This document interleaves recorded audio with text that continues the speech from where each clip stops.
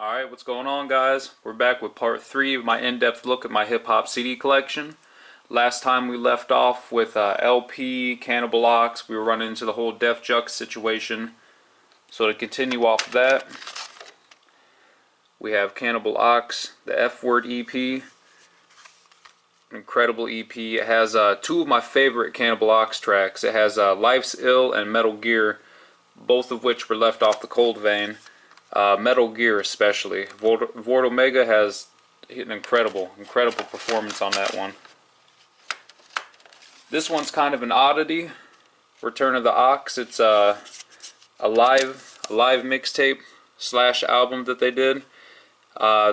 This was kind of the only newish Cannibal Ox music we had for a really long time.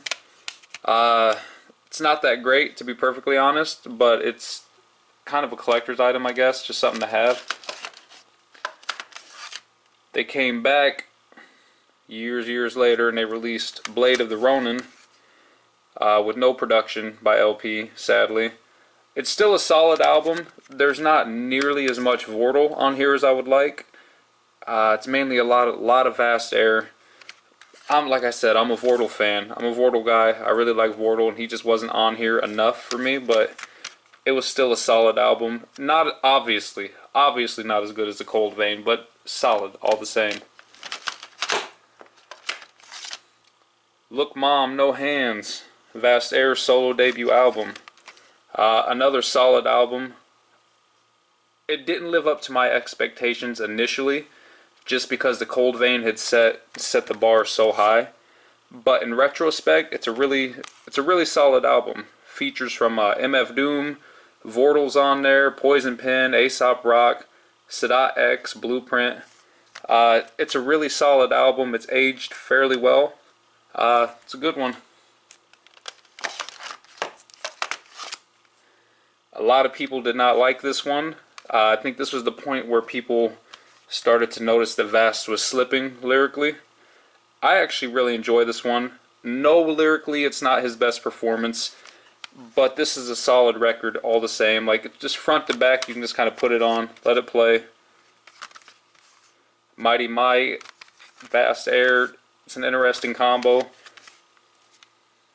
I like it. Good album. Ooh.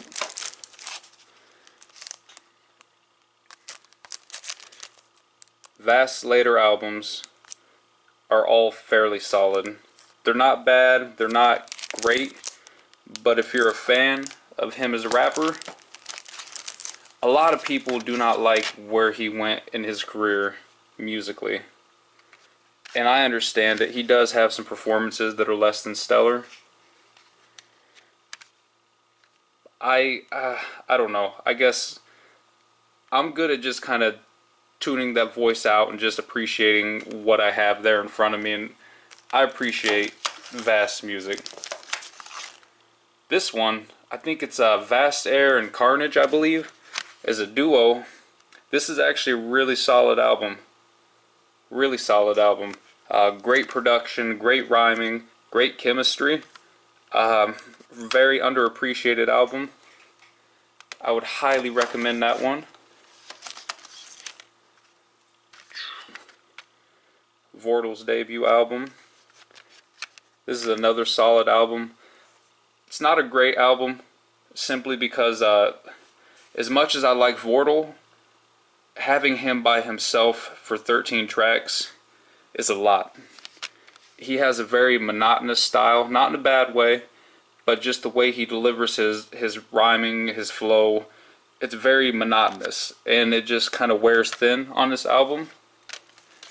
But his follow-up album, I felt improved on the first one in every way. This is exactly what I would want from a Vordul album. And I feel like it lives up to what you would want from him off the Cold Vein. If you go right from the Cold Vein to this, obviously this isn't as good as that, but it lives up to his performance on that album. The Weathermen. Obviously an all-star lineup. You can see Cage, LP, Cannibal Ox, Tame One, Copyright, Yak Balls, Megahertz, Breeze Brewing, just incredible lineup. This is just kind of a, it's not really an album, it's more of a mixtape. I think the mix CD, it says it right there, it's a mixtape. They go over some mainstream beats, kind of just having fun with it. It's solid, it's interesting, it's kind of an oddity. It's not what you would really want or expect from a Weatherman project, but it's got all your favorite underground rappers on there, so I mean, how can you really complain? This is an interesting one. Aesop Rock, Appleseed. Aesop's first two projects, being Appleseed and Music for Earthworms, are notoriously hard to find. Appleseed less so because he repressed it later. This is obviously a repressing. This is not one of the original ones. And you can tell because obviously the email is blacked out. If I were to open a CD, which this one is still sealed, if I were to open it, you would see some different artwork on the actual CD. But notoriously hard to find. Music for Earthworms it's impossible. You'll never find that CD. But he did repress Appleseed. I like it. It's not as good as his later stuff, but it's very interesting to hear his early music and to see how he kind of he arrived as a fully formed MC. And anybody that's listened to Aesop, they know that he's an oddball rapper. But even early in his career, he was always that. That's always what he was. Float. It's a great album. It's a bloated album. Very long album. Has a great Vastera verse on here. Has a great Slug verse on here. A lot of really good songs on this album. He followed that up with what a lot of people consider to be his best album, Labor Days. For a long time, I thought this would be his career-defining album. I thought this would be it for him. I did not think he would ever surpass this album. It was almost it was the perfect Aesop album for that time. I had a very popular song on there called Daylight, which sprung off into the Daylight EP, which saw him kind of remake the Daylight song as Nightlight, and then Alchemy featuring Blueprint. Blueprint has probably one of my top 10 favorite verses on that song. I think his verse is just flawless. Great delivery on there. Solid EP. This one is kind of a cult classic, if you would. At the time, people didn't really understand it. I love the artwork, by the way. Like, all the artwork on this is incredible. At the time, people didn't understand it. Aesop was already a lyrically dense rapper, and then he was going over less jazzy production and more weirdo space funk, and it blew a lot of people's minds. But I think now, in retrospect, it's a lot easier to appreciate it. He has an LP feature on here on the song We're Famous, where LP kind of addresses the whole 7L esoteric beef. And it's an incredible verse. It's a perfect verse. That's a top 10 verse easily. That's undisputed. This is a really cool EP. Fast Car, Danger, Fire, and Knives. Notable for the fact that the original pressing came with this book here. And this book is full of the lyrics from all of Aesop's early releases, which is just incredible to have all the lyrics here. I'll go through this another day. I'll do a video and we'll address the book and kind of dig through it, but that's the EP right there. This is just for the book alone. The later releases did not have the book. Instead, it was just the EP with a bonus track, I believe, which is good. It's a good EP regardless, but the book is really what sold that one initially.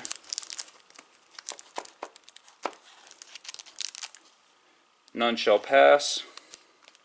This is a very solid album. It's not my favorite album by him, but it's solid, top to bottom, front to back. Maybe lyrically his most dense album too. There's a lot on this that I still, to this day, I have not delved into deciphering. Let's snatch these out while we're at it, just to save the headache for later. The Blob, beats, loops, crap that didn't make it. This is just kind of his version of LPs, you know, mega mix, we're all gonna burn in hell, just oddities that didn't have any home. And then this one was interesting because Aesop had partnered up with Nike. The whole thing is like an hour-long track. You're meant to run to it, like exercise to it, and it's just supposed to be like ever-evolving background noise for you to run to. And it was really cool. I'm happy to own these. I didn't know these were actually pressed up for a long time, and I just happened to stumble across them. So I was happy to snatch those up. Skeleton. This is, I think, where people started to realize that Aesop was actually getting better.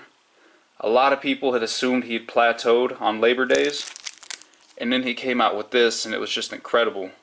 This was an incredible album, and it was like, man, this guy's still, it proved he had a lot to offer still. And then for me, personally, it all came together on this one right here, The Impossible Kid, which I consider to be Aesop's best album, hands down. I think this is a 5 out of 5, 10 out of 10, perfect album. I think this is just where he connected all the dots. Lyrically, he found a perfect middle ground between being super lyrical, but not making you work as hard to decipher it. It's all self-produced, by the way. All of his later stuff, Skeleton, None Shall Pass, all self-produced. Some of his earlier stuff was self-produced too, which I don't think a lot of people realize. They kind of associate it with Blockhead being a producer on a lot of those early ones. But Aesop did produce some of his earlier music too. This one right here, nearly as good. Malibu Ken. I'm not overly familiar with tobacco, so I'm not going to sit here and bullshit you like I'm super familiar with who the cat is. But he laced Aesop with some really great electronic, weirded, bugged out fucking production. And it's so good. This is such a good album.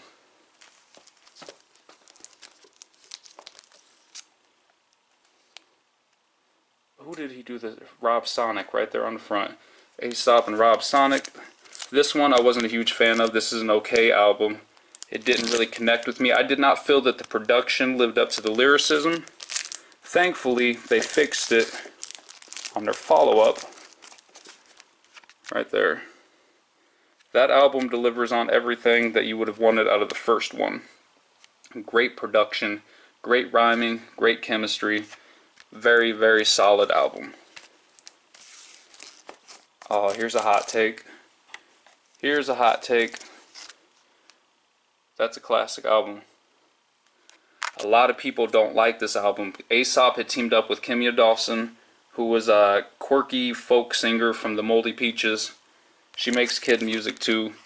He teamed up with her and they did this half folk, half hip hop, all weird, just odd album.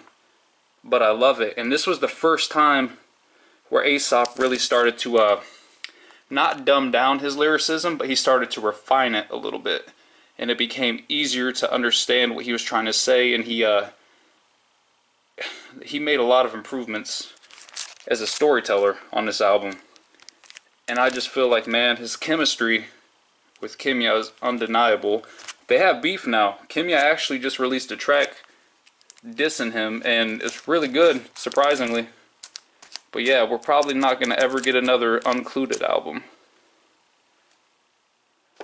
Alright. Mr. Liff. Live at the Middle East. I don't have a lot to say on that one. We're going to get into the really good stuff next, because this was the first Liff project I had ever had. First time I picked this up, I thought, who is Mr. Life? I don't understand. What a name, you know, who is this cat? And then I listened to this off the strength of it being a Def Jux release, and it blew my mind. I was like, this is incredible. So I said, what else does this dude have? And I ran across this album. And I think this may be the most underappreciated album ever released on Def Jux. This is another classic album, and I know I throw the term around a lot, but I feel like there's a lot of underappreciated classic albums out there, and this is definitely one of them.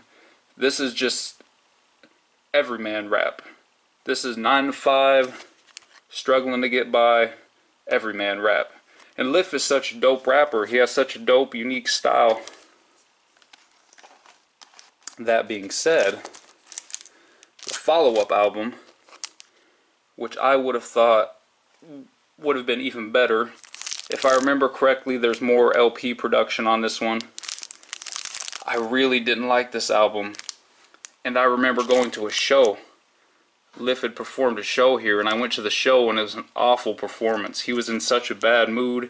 He was chewing out the bouncer, and just, he was not into it. And I think that may have tarnished how much I enjoy this album. But yeah, this is not one of my favorite Lif albums. That actually put me off listening to this one for a while. And when I finally did get around to it, I was shocked to find that it was much, much better. Much better album. Not as good as I Phantom, but it was a step in the right direction. And then, of course, he hooked up with Mellow Music. Put out that one. And then the real album of note that he released.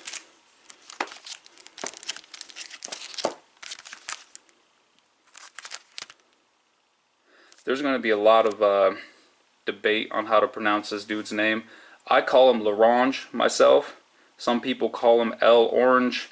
You're going to hear a lot of the ways people pronounce his name. If you're listening to my videos, I'm calling him L'Orange.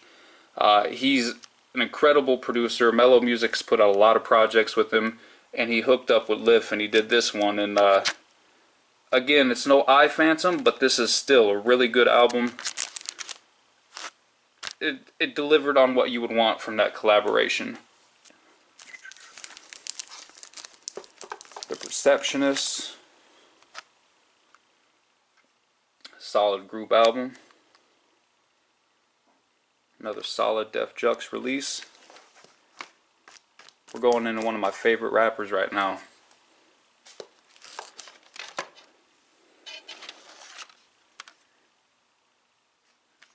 Cage, Movies for the Blind. A lot of people are probably familiar with Cage from the early days of his career when he was beefing with Eminem. A lot of those early Eminem songs, you'll hear him reference Cage a lot. They were throwing disses back and forth. Cage throws a lot of disses to Eminem on this. You're also probably familiar with him if you're an underground head for Agent Orange, produced by Necro. That's an amazing track. I cannot say enough good things about that track. A lot of people consider this album to be a classic. I would say maybe a cult classic. For me personally, I feel like it's a great collection of songs. I don't know that it has that front to back amazing cohesive album feel, but this is a solid album. His next one, well, I guess we gotta touch on this first before we get into that. This was the follow-up EP. Featured some remixes, some tracks that just didn't make the cut.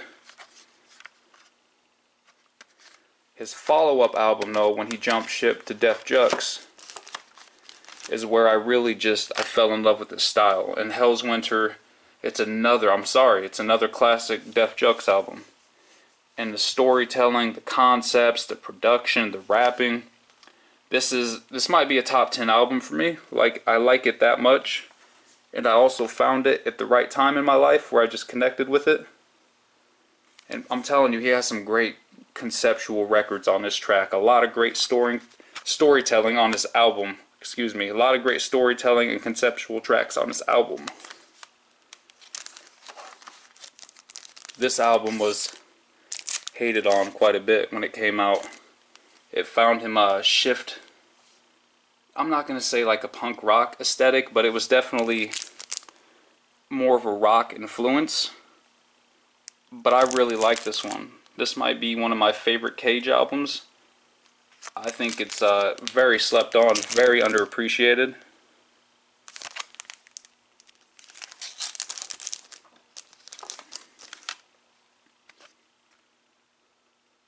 Cage and Tame One are Leak Bros. That's a good album. Cage has a lot of collaborative albums out there. Nighthawks, that's another good one.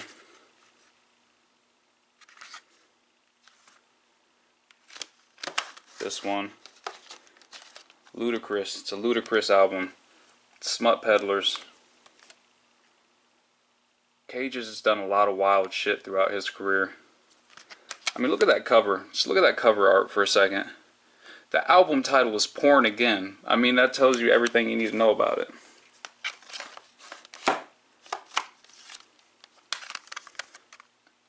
Tame One, When Rappers Attack.